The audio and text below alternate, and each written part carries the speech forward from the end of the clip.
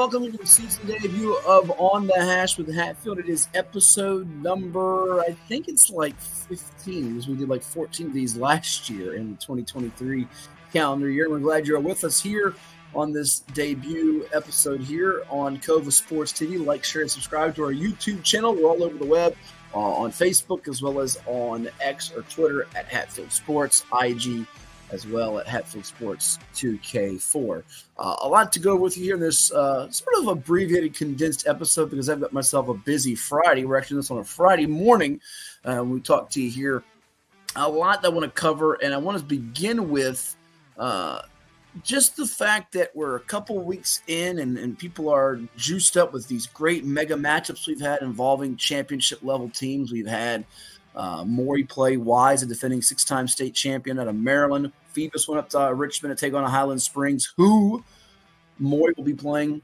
You've got some other matchups that will hit the docket in the coming weeks when you involve Green Run and Cox out of the Beach District. When you look at the Southeastern District, when you get those matchups with Oscar Smith versus Indian River and Kings Fork versus Oscar Smith and Indian River versus Kings Fork. And the Peninsula at the end of the season, Phoebus and Warwick will be a collision. A couple of games in the Bay Rivers slate of things that will intrigue the folks too. But one thing that has jumped out at me is, and we've had this every year, but it just seems even more and more. When my folks who are not the biggest of high school football fans, they glance, on television screen, they see the newspaper, and they see some of the scores that scroll across their laptops. And again, they're just novices of it, and they see all these 62-0, 77-3, 70-7, whatever the score may be. They ask questions. Why is this more than usual in terms of why is it this lopsided? And do we usually have this many blowouts? And we do have a lot of blowouts, but I've not encountered it, and I could be missing one or two, just involving teams from Hampton Roads, which would be the public schools, the Beach District, Eastern District, Southeastern District, Peninsula District, Bay Rivers District, which encompasses, I believe, 49 schools total. You're looking at, out of the 2 weeks of action that we've had, started at the end of August, first week of September, 19 shutouts. That's not running clock margin victories of 35 plus. 19 shutouts. That is an inordinate amount of shutouts. Seems absolutely wild that we've had that many. How do we solve this? How do we fix this? Well, the reason I'm proposing how do we fix this, back in, I should say, when COVID was prevalent in 2020 and we had to have the spring season of 2021, there was an issue where we needed to figure out, get these teams some games. There's a tracing situation going on, and we might have a problem here. They might not play a game. Bottom line was we had to solve some things with that. Well, now you're getting, again, the situation where teams are postponing games, and it's because of healthy bodies. Princess Anne had 18 healthy bodies. They were supposed to play Green Run on this particular evening, and Green Run's blown out its first two foes. PA's lost to its first two foes in Bayside and Kempsville, 50-0, 51-0 respectively. And ironically enough, Bayside plays Kempsville. Green Run shellacked its first two opponents in the likes of Tallwood and Kellam by a total of 103-0. And it makes me just sit here and wonder, why don't we have the ability? This includes the Beach District with 11 schools first and foremost, because they're the ones that don't have the option to allow their schools generally to play an out-of-district game, which I think would be very helpful if they did. But to go play schools of, if not similar enrollment, similar caliber, because we don't really need Green Run playing PA anymore. We don't need it. It's going to get worse, folks, later in the season. We have Phoebus supposed to play Denby. Let's just call it what it is. They're on a long losing streak. When you have Manor and Norview who have been beaten by wide margins right now, and 68-0 and 48-0, and they're supposed to take on Maury, who is a juggernaut right now. And then let's again be honest, Lakeland is a Class 3 school, supposed to play a couple of those heavyweights. Now, they on their schedule don't have Oscar Smith. They, a few years ago, as a Class 3, took them off it and added to Southampton. But they're still supposed to play Granby, who just beat Kickitan 79-0. And that's an out-of-district game. I get it. But We don't need the Lakelands of the world playing in Oscar Smith, or in the case of last week, they played Indian River, who beat them by a margin of 56-3. And Kings Fork is a Suffolk rivalry, so I get that. It's a rivalry city game. They get that. But we don't need some of those matchups. We can allow those teams to go find another game, replacement game, if we're wise in the future. Not wise from Maryland, but if we're smart in the future, let's do that. It would be wise of us. It would be intelligent of us, beneficial of those schools, not just the heavyweights, the Phoebuses, the Lafayettes from the Bay Rivers, the Maurys, the Green Runs, the dominant teams in each district. But it would be beneficial of those other teams, the smaller schools that are struggling right now, the PAs, the Denbys, the Lakelands, the teams that are on some of these losing streaks, to go find someone, go play a team from the Eastern Shore like a Northampton or a Nandua.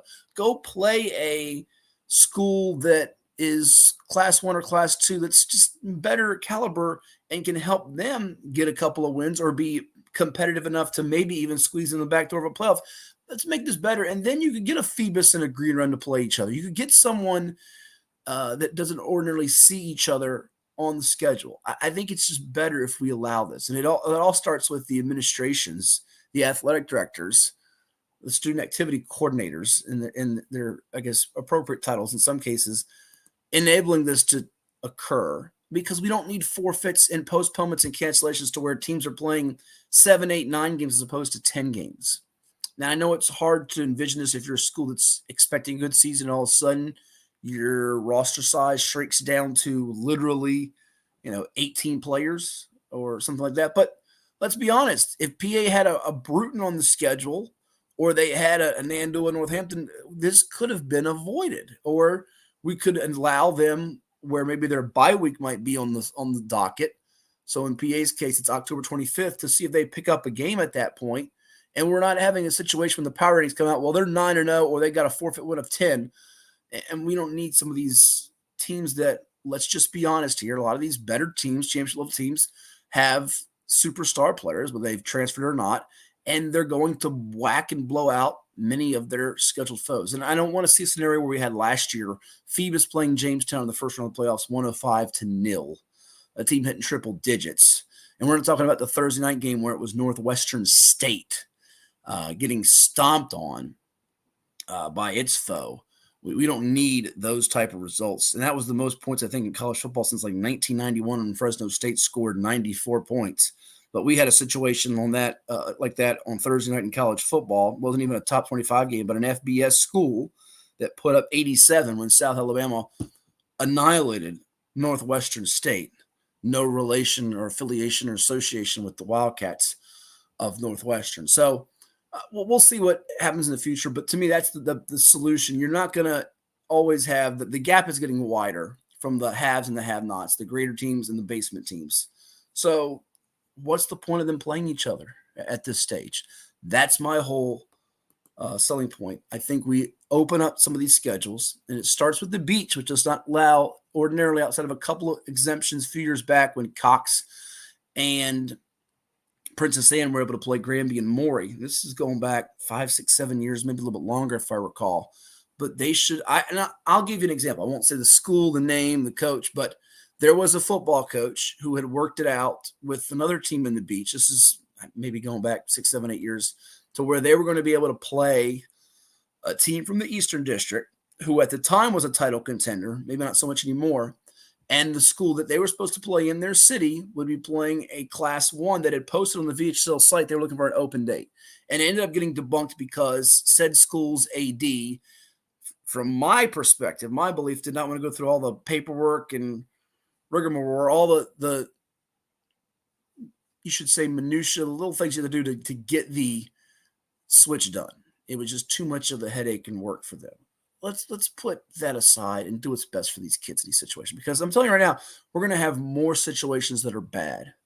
And we don't need the negative press about this out there. We've already had, a game get postponed because of, the sad situation in Newport News with Bethel Menchville. Menchville had a shooting. This is not football related, but that game's been postponed because of safety concerns. We don't need now games not being played because of teams not wanting to play each other. And then there's a question, is it a legitimate forfeit or not? Are they ducking this team? And I'm not saying that's what the case is here with PA Green Run. I'm just saying, there are some teams that their roster sizes are dwindling, and there are teams that are literally at an elite level, and those teams are far from it. And these games are going to be over by the end of the first quarter, halftime, and it's 56-0. And then you could have teams approaching 70, 80, 90 plus. And if we can avoid those matchups, because here's the thing. People look at this and talk about this like in basketball, and John Marshall's in class too, and they're beating the stuff inside some of these teams, that John Marshall it's their fault. They don't want to play those teams. And let's be perfectly blunt here. Those teams that are at the bottom don't want to play the great teams. The great teams don't want to play those bottom feeders if they can avoid it. Give these teams, in both cases, a more competitive, better situation. I think it would be great for everyone involved, if you want my personal opinion on the deal. So there you have it. Speaking of being blunt, when we come back here on this episode of On the Hash with Hatfield, after we take a timeout, we're going to hear from Mr. Blunt. That is the head football coach of the reigning 3-time state champion Phoebus Phantoms, who have won 36 games in a row and counting. Jeremy Blunt, his team had a wonderful performance up in Richmond, 23-7, beating the Springers of Highland Springs High School. That's coming up right here on the Hash with Hatfield, after we take a quick time out and hear from the folks that make it possible for us to do this with you. So we'll be back in just a moment right here on this episode of On the Hash with Hatfield. You see right there, I want to show that little promo. You can catch more of your high school football fix with yours truly, Matt Hatfield, and the coach Ed Young on 757 Saturday Sports Talk each and every week. We usually go from about 9:30 to 11:30 a.m. here on Cova Sports TV. Check it out. Interact with us. We'll have a lot of high school sports-related interviews and topics and questions, sprinkling some college and pro stuff too.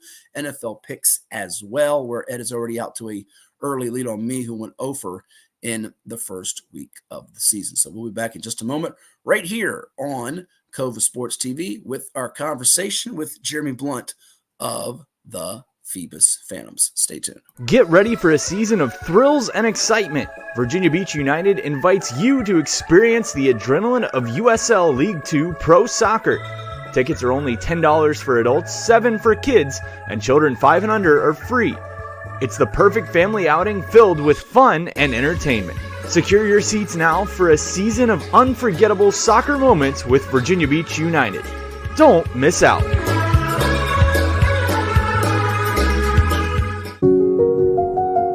I grew up here. I know this town. I know the people here. More important, they know me. As a banker at Town Bank, we become part of the communities we serve. The people who bank with us, our members, know us. When you bank with Town Bank, you'll know your banker. You'll know you can reach us, and you'll know we're here for you. What's up at DQ? Oh, just the best deal ever. The $7 bacon cheeseburger meal deal. Bacon cheeseburger, fries, drink, and a sundae.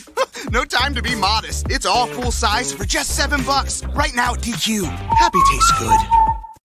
Well, it's everybody's favorite time of year again. Time to prepare to make your annual donation to that infernal revenue service. And if you're like me, you need help. Help to keep that donation as small as possible. So get off your W-2 and call John Maynard at John's Tax Service. 455-6763. What's up at DQ? Oh, just the best deal ever. The $7 bacon cheeseburger meal deal. Bacon cheeseburger for a limited time, plus fries, drink, and a sundae. Yeah, this is not the time to be modest. It's all full size for just $7. And there's bacon on that burger. The $7 bacon cheeseburger meal deal. Now, for a limited time on the $7 meal deal lineup. Only at DQ. Happy tastes good. At CHKD, sports medicine is more than just treating injuries. It's a whole team approach to caring for young athletes. With experienced physicians, surgeons, trainers, and rehab specialists here when kids and teens need them most. Our experts help young athletes prevent injuries too, with advanced training and conditioning programs that keep them in the game safely. CHKD Sports Medicine, where kids are more than patients and we're more than a hospital. What's up at DQ? Oh, just the best deal ever! The $7 Bacon Cheeseburger Meal Deal. Bacon cheeseburger for a limited time, plus fries, drink, and a sundae. Yeah, this is not the time to be modest. It's all full size for just $7. And there's bacon on that burger. The $7 Bacon Cheeseburger Meal Deal. Now, for a limited time on the $7 Meal Deal lineup. Only at DQ. Happy tastes good.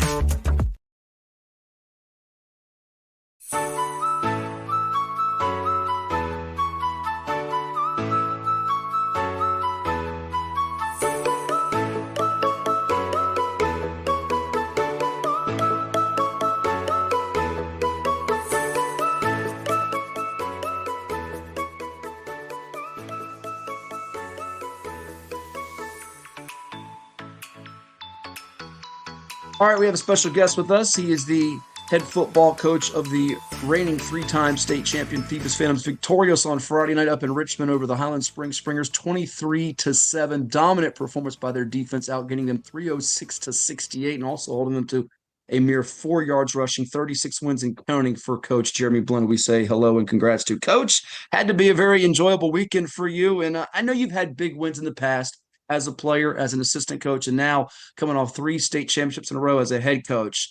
Regular season games, playoff games, championship games, last year's crazy finish at Liberty against Salem. But be honest, this one has to stack up there with some of the best regular season wins you've had, especially to begin a season. I would absolutely agree with you. Absolutely. What makes this win so special, number one? Because we hear a lot of coaches give the cliche of it's just another game, it's 1-0, we got to go 1-0 next week. You got Woodside coming up on Thursday, I think it is, at Todd Stadium in Newport News. But and from your perspective, what made this win so meaningful as you begin this journey? Well, I think when you consider the magnitude of the matchup, I mean, that, you're talking about one of the perennial powerhouses in the state of Virginia, has been since, Coach Johnson has taken over. What they have been able to accomplish and the opportunity to have a, very rare 7-5-7 versus 804 matchup in the early parts of the season is always a great thing. And then when you look at the histories of both programs, the more recently, but throughout the history here, Phoebus, we've had some good matchups, but I think this one certainly stacks up at the top. I want to dive into your players and how you guys got this done and some of the guys that helped make this possible, be it players and coaches in general. But you know how things are with headlines and storylines. And I even mentioned on the podcast just the other day that, this to me was not an upset or a surprise. I certainly don't think that was the case for your kids going in. You expected to win. Every time you take the field, you guys have a mindset, have a standard. And every game we predict and project, it's not always the case. You figure, one team's going to probably win. This was viewed as sort of an evenly matched game, even though a lot of us, me included, thought the Springers might come out on top. For you all, when you look at how you prepared for this matchup, do you feel like one of the pluses you had in your favor was defense, championship football defense always travels, no matter who you see, and the way you play defense is always going to pretty much keep you in a ball game? Well, we do like to hang our hats on the defensive phase. However, we do believe in all 3 phases of our programs, ability and game. So, for us, what we've been able to accomplish, over the past few years, just trying to bring things more collectively together.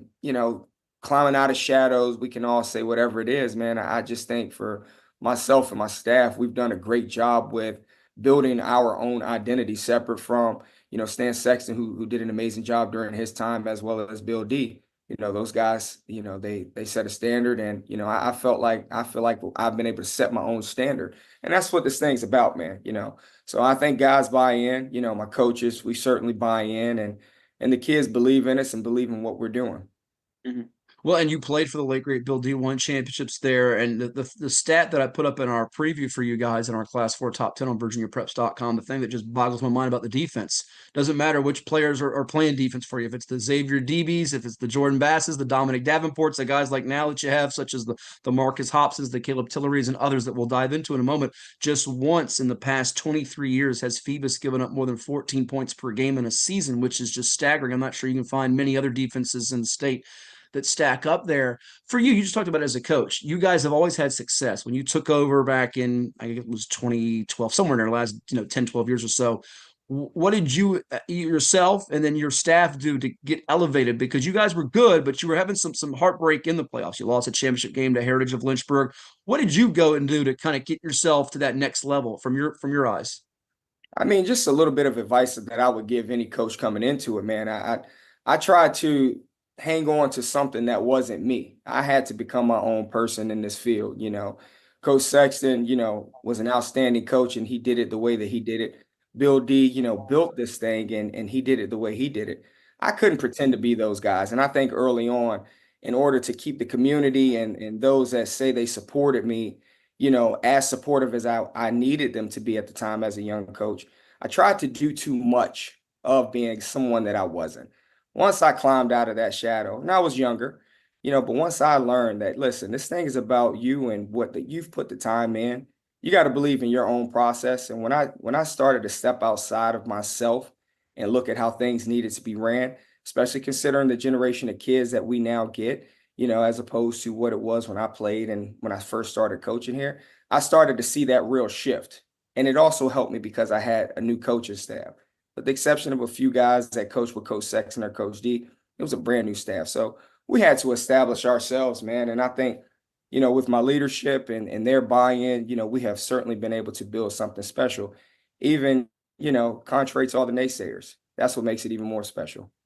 No doubt about it. Certainly, you know how it was in the 90s. Phoebus was that dominant team in the PD in the state. Now Phoebus has taken that mantle here in the 2000s and so many, many big games and ways.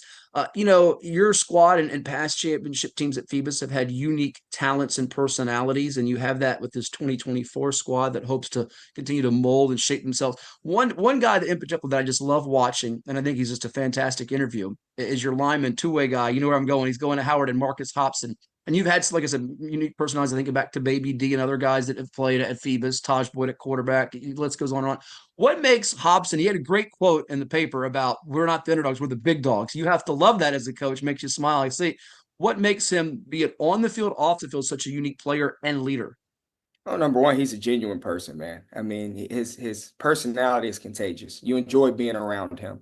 The kid works extremely hard.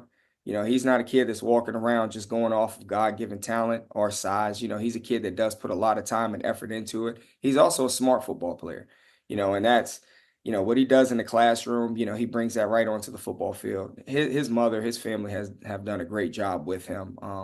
He is successful because of, the community around him as well. He's got a great support system, so like many other kids in this program, man, I mean, guys like him, they believe in it. Marcus has been doing this since his freshman year. He started from the very beginning, so it's fun to watch him, to watch that process and how much he has grown. And, so yeah, that quote the other day, you couldn't help but put a smile on your face. No doubt. And you have some very fine student athletes. I want to hit on that because you have guys that are getting it done athletically and in the classroom that are going to college. He's one of them. Noah Jefferson's headed to Delaware. You have Najee Gay going to NC Central, among others that will get an opportunity to play at the next level. But what keeps that chip on the shoulder motivation? I spoke with him and he's like, I'm one of the smaller linemen, but I embrace that. I see a guy in the NFL who's like my size and I want to be that one day. What keeps the motivation and chip on the shoulder, the hunger, when you win 3 state championships in a row? You have a win streak that's 35, now 36. Certainly they want to have a place in history, but it's easy to rest on laurels. How does this group not do that? Well, it's complacency, man, is a place of comfort, and it's not hard as human beings for us to fall victim to it. So, we do things throughout the day to keep these guys to work and push them, little challenges. I say this all the time, man, and I'm sure people listen.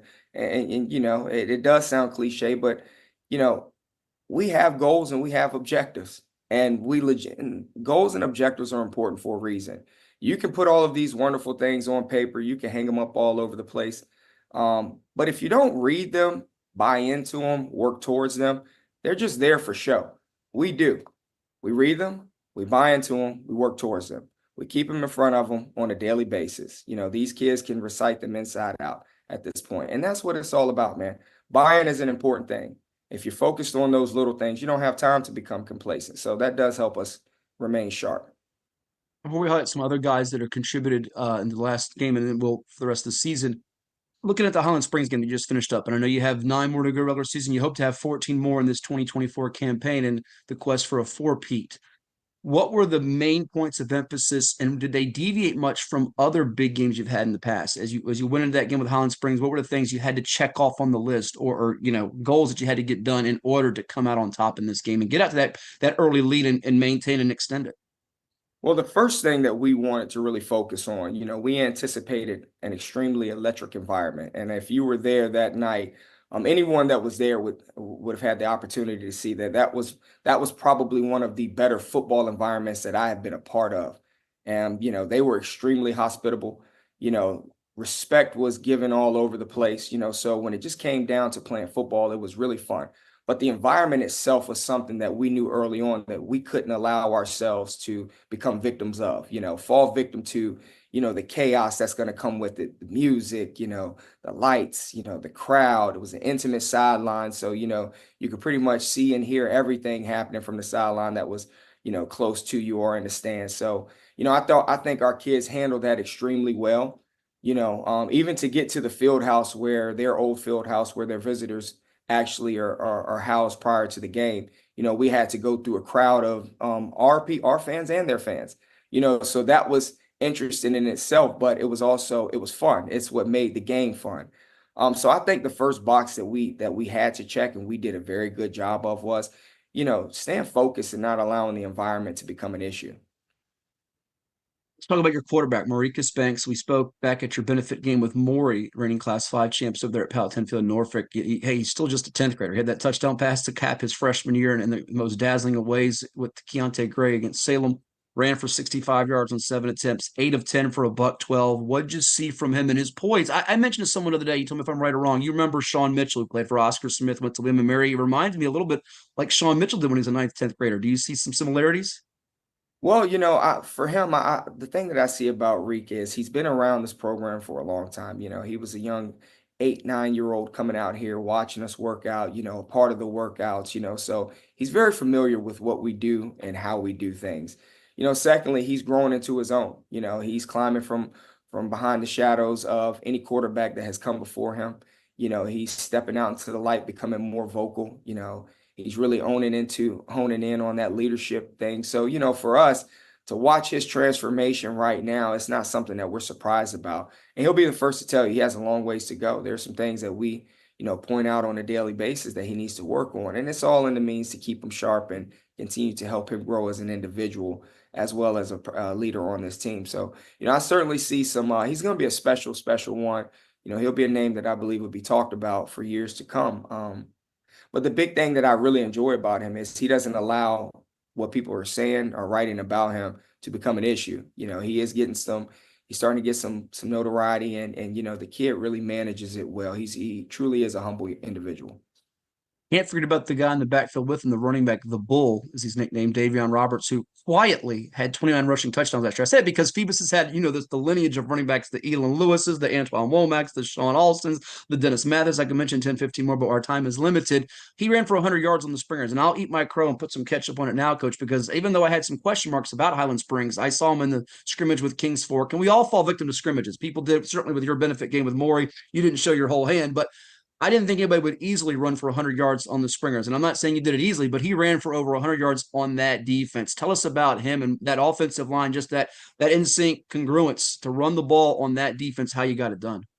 Well, first of all, starting off with Davion, I don't think he gets enough credit. They see his size and they look past him. But this kid, he runs like a tank, man.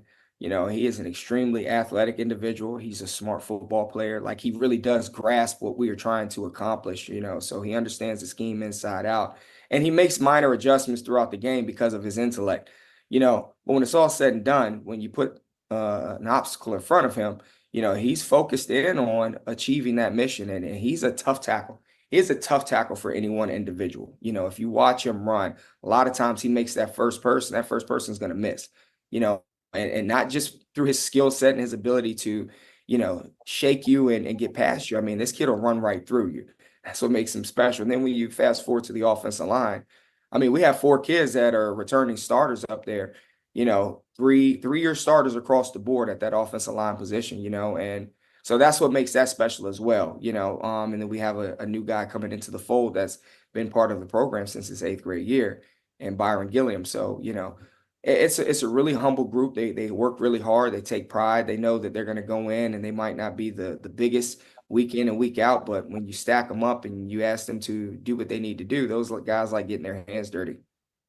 Our guide, Coach Jared Jenkins, was putting out video for us on the VA Preps Twitter account during the game. The opening kickoff, I think it was that Brendan Thompson who absolutely had that monster hit? Because if it is, you remember I said it to you last year after your scrimmage with Salem, and I wrote this in the preview. He makes hits that make you wince from the stance. I mean, him and Caleb Tillery forget the linebacker spot. Tell me more about them and the other guys that are stepping up for you across the ball, be it offense, defense, special teams, that made this thing, because that felt like, I wasn't there, was that a tone setter? Did you feel like the guys fed off that play? Oh, there's no doubt about it. Brendan is what you would call that Punisher. He is a tone setter, no doubt. And when he hones in on it, he will finish you. He and Caleb are fun to watch. I believe this for the past few years, that these guys are the best tandem in the state of Virginia.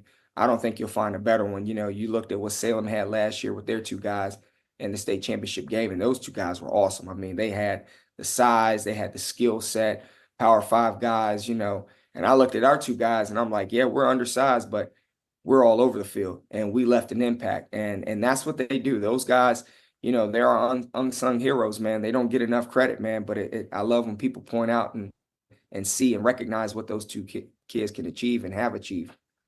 But honestly, in the last couple minutes here, Coach, we thank you for doing this with us here. That has to be a little bit of the, you feed it to them. All right, these guys are going to Power 5 SEC schools. You're good players, but they don't think you're that. Honestly, that's got to be that's part of the motivating factor to get them ready to play. They know they're good, but they want to prove they're just as good, if not better, right? Absolutely. Sizes and everything. And those guys right there, they walk around with that chip on their shoulders. They've been told this their entire lives. And so it doesn't matter what anybody says, they're going to go out there and prove it. And they do a outstanding job week in and week out proving it. And I mean, defensively, we are who we are, and they're a major reason why we are who we are, along with a host of other guys. I mean, we're not a defense or a team rather, that's focused on individuals. We understand that we have a host of guys that can get the job done, and these guys are disciplined. They're committed to our process, and they work extremely hard to prove to people that they're just as good as anyone else. Lastly, as you look at this, now you get ready for Woodside Game 2, is the challenge in front of you, all right, everybody's going to talk about this, including us in the media, this history, the win streak, going for a four-peat, to enjoy this journey as opposed to the outside noise of, yeah, you want to get there come December, but let's enjoy getting better and growing. Is that what you put in front of them to keep that razor-sharp focus and not play down to your competition? How do you go about that? Well, we honestly, we talk about the win streak. It's important. They're going to hear and read about it.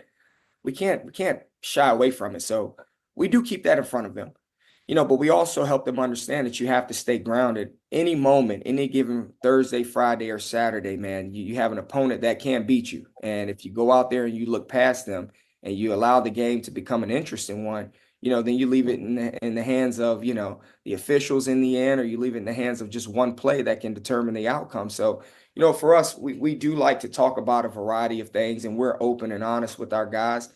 There's no need to kid ourselves, man. These kids, we're talking to an extremely, this group right here is extremely experienced. We have several guys that are 4-year starters to 3-year starters, so with this group right here, they've seen it all. They've been in some big games. They've had those moments.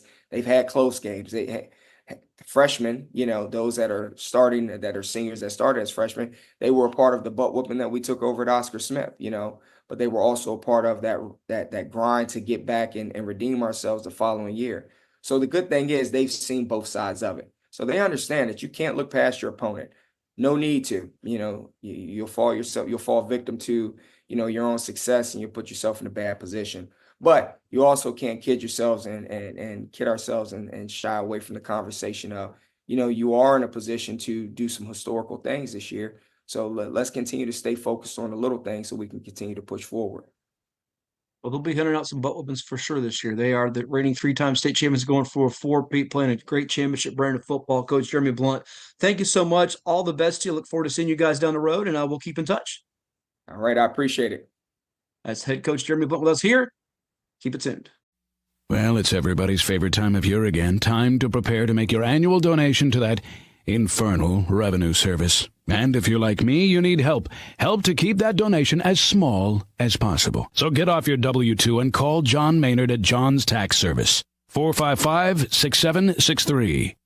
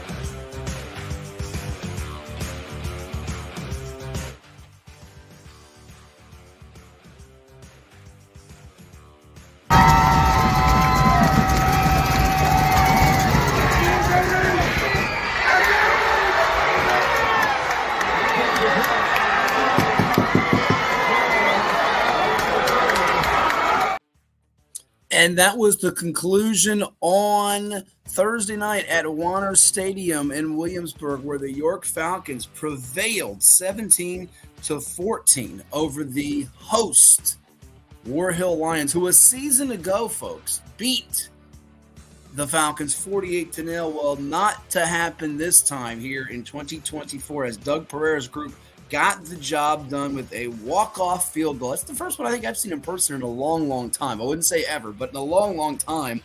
They got it done. Sebastian Benitez, the hero, you just saw it there, the 34-yard game-winning kick as time expires. He did it with the second left, and really it was propelled by a shrewd move on 4th and 5 from the 27. They got a little closer, and it was Jamarcus Tyler hauling in that 10-yard pass, I should say, to get them a little closer. And there you have it. So great job by the York Falcons to get the W, and here they are 2-0, and you'll hear coming up on Saturday on 757 Saturday Sports Talk with yours truly, Matt Hatfield, and the coach Ed Young, both Coach Doug Pereira of the York Falcons. A little tease for you there. So you got to tune in on Saturday's program, 9:30 to 11:30 on Saturday on Cova Sports TV. Make sure you hit that like button, that share button, and that subscribe button of the utmost importance, because you'll get notifications when we go live with everything we do on Cova Sports TV, including live football action, soccer, lacrosse, field hockey from the Plex and the Training Center and beyond, plus our podcasts like this one on The Hash with Hatfield, 757 Saturday Sports Talk, and oh so much more. But let's go through some high school football action to close out this show coming up on Friday night. Big weekend of games, and it starts off with the mega matchup in Richmond in the 804, where I will plan to be as the Maury Commodores take on the Highland Springs Springers, the reigning Class 5 state champs, in action against Highland Springs, who's coming off that loss. They had won 11 in a row against teams from the 757 until last week when Phoebus, you just heard from Coach Jeremy Blunt of the Phantoms, took them down 23-7. And this is a concerning game for Maury from a couple of angles. They're coming off the big win over Wise, 20-14, where they survived. And Highland Springs does not ordinarily lose back-to-back games. They haven't started off a season 1-2. I was about to say 0-2. 1-2 because they won their opener against Manchester. Since you got to go all the way back to really 2008. They forfeited a couple wins, but really they truly lost, 2 of their first 3 games on the field. 2000 was the last time. So Lauren Johnson's team usually responds from adversity in moments like these. And I think they're going to give you an A-game effort. Phoebus is a different style than Maury. They're more of a physical, grinded-out type of team. Maury's, you hate to use the word finesse, but they have a lot of flashy skill guys. Can Maury ground and pound? Now, last year in the game, they ran the ball quite well against them. They used Leon Fatman Clark. They're going to use him, the William & Mary commit, along with Cameron Simmons, Tayshawn Branch, and get that running game going, because They limited Highland Springs to 222 yards of offense in the game. They ran for 228 yards on 43 carries. If Maury plans to just come in here and aerial fireworks on the Highland Springs defense, that's probably easier said than done. So keys to the game. Number one for Maury, they've got to capitalize on takeaways. They had a couple of drop picks. I hate to pick on anybody with that, but Kendall Daniels is such a big-time playmaker, and he's wanting to redeem himself in this one. He almost, his couple of dropped INTs could have come back to bite him. I think he's wanting to put his stamp on this game, rubber stamp himself as one of the best football prospects in the entire Commonwealth without a shadow of a doubt. He's a South Carolina pledge. So they got to capitalize on the takeaways and turn those into points and put themselves in a position to maybe get that distance, that separation from the Springers on the road. Number two, in Torrey, they trust. They've got to trust Torrey Newkirk. He's known for his passing, 44 touchdowns last year versus 5 intercepts, the 3,670 yards passing, but his rushing with almost 800 yards last year on the ground and 13 TDs. He had 2 of those 13 TDs rushing against the Springers. His ability to extend plays with his legs was key in responding from the big, long drive Wise had in the third quarter last week and giving them the lead back in that same period. And then number 3, they got to have sharp kick and punt coverage because 90-yard kickoff return by Wise's Peyton Nelson last week, it was a 13-0 ball game, and that's what the score would have likely been at halftime if not for the 90-yard kickoff return. So the Springers, they're known for having some lethal return men, and if they can shift this game with a block punt, a block kick, a long kickoff or punt return, it can be trouble for the Commodores on the road. Highland Springs, they've got to make Maury one-dimensional. They've got to be able to take away something in this football game. Number 2, they've got to also collapse the pocket and pressure Newkirk. Something Wise had moments of success, but not consistently in this game. They've got to be able to do that. And if they're able to do that, then they feel great about it. And then thirdly, contain LeBron Bond. Maury's got a bunch of weapons that can strike at any given moment, but LeBron Bond is their dynamic game changer. They keep him bottled up. It will make things a lot easier for them in terms of defending this aerial assault that the Commodores can hit you with. And there's a reason why they're one of the most explosive, lethal offenses in the state year in and year out under Coach Doree McCain's watch. I mean, they have put up over 55, or should check that, over 57 points per game in 2023, and they're well equipped to maybe be running that margin again this year, that number. Some other games to watch out for involving teams from around the 7-5-7 on Friday. A couple of games in the Beach that will have some implications. Both Kempsville and Bayside are 1-1. Winner there is going to be feeling a lot better about themselves. Loser looking at a tough spot here. Cox is trying to get to 3-0. Salem's trying to get to 2-0. Tallwood 0-2 at Ocean Lakes 1-0. If Ocean Lakes can win this game behind their dynamic duo of Noah Colon and Devin McGill passing the football, look out for the Dolphins to make some noise in the Beach. The team that's idle this week is Kellum. Eastern District, Lake Taylor's 0-1 hosting Hopewell. Lake Taylor doesn't like to go to 0-2. They don't usually do so under Coach Hank Sawyer. This is, you hate to say a must-win game, but a game that if they get this in the victory column, they'll feel a lot better about themselves. Young Lake Taylor team this year, not their typical caliber of squad we've seen in recent years. Norview's at Norcom. Greyhounds have a key one next week with Thomas Jefferson of Richmond. Anthony Hawkins' group trying to respond from the loss to Oscar Smith and get to 2-1.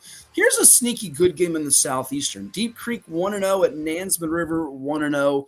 Nansman has won the last 4 meetings, I think it's true, that last 5 meetings between these two. Curious to see if that Deep Creek defense with Trayvon Litton and Vernon Whitehurst in the front 7. We had Andre Twine on our 757 Saturday Sports Talk program in the summer here on Cova Sports TV. If they can disrupt the passing game for the River Cats, the Nansman River Warriors, who had a big showing in their opener against Bethel with Tyrell Grant slinging the football, the former Norcom Greyhound QB. Meanwhile, another game to watch out for involving Southeastern teams. Kings Fork 1-0 at Western Branch 1-1. Kings Fork trying to quietly go about their business coming off the bye week. We'll see what they do as they head to Chesapeake. I keep an eye on them. They could put up a big number on the board, and the way they have the offensive talent to do that, it could open some eyes and impress people. They could be one of our hats hits coming off Friday night's action. Peninsula Bay Rivers teams of note. We had a great one of the Bay Rivers, as you saw on Thursday, with York outlasting War Hill. Lafayette's going to try to get to 3-0 as they host New Kent. I think they'll do just that. Tab's trying to get to 2-0 before that rivalry showdown with York next week for the Hovis Trophy. Tab's hosting Jamestown. And in the Peninsula, pretty quiet week. Bethel, Menchville got postponed. Gloucester's at Hampton. Warwick's going to try to get to 3-0 as they host Kickingham. So not a lot of juicy matchups. Denby at Heritage on Saturday. Someone will get their first win of the season in that ball game. So there you have it. That's going to round out On the Hash with Hatfield. So your game to see is Maury, Highland Springs. Deep Creek Management River is your silver. It's your second one to go check out. And the bronze one, if you're looking for that, I'd keep a close eye on the 2 games in the beach I mentioned. Maybe a Bayside Kipsville might have a photo finish, perhaps a Tallwood Ocean Lakes with a photo finish there. So those are your 3 to see there for this episode. And I do want to put out there before we sign off, people have been asking me for years. We used to do the Cox Sports Report on TV, a lot of highlights, interviews, high school football action around the 757 all over the state. We also had Northern Virginia, Roanoke, and people loved it. I saw people on our message boards on virginiapreps.com, so they wish to bring it back. Well, it's not necessarily back, but we are doing a Spotlight Athlete of the Week feature with our folks from Cox and Your Review. It'll be coming up throughout a lot of their programming sprinkle in. So keep an eye peeled for that. So we're looking to hopefully have more visual coverage for you on the television side with the folks at Cox and Your Review. I know people will get a kick out of that. We got a lot of guys from the 757 that we highlighted in that Athlete of the Week feature. So that'll be coming your way in the coming weeks and months here as we move from the fall to the winter, as we close out pretty much the summer and football is all over in the air. So that's going to do it for this episode of On the Hash with Hatfield. We hope you interact with us, like, share, and subscribe to our YouTube channel on Cova Sports TV, and we'll do it again with you next week. Have a good football week, everyone, and we'll talk to you then. Take care.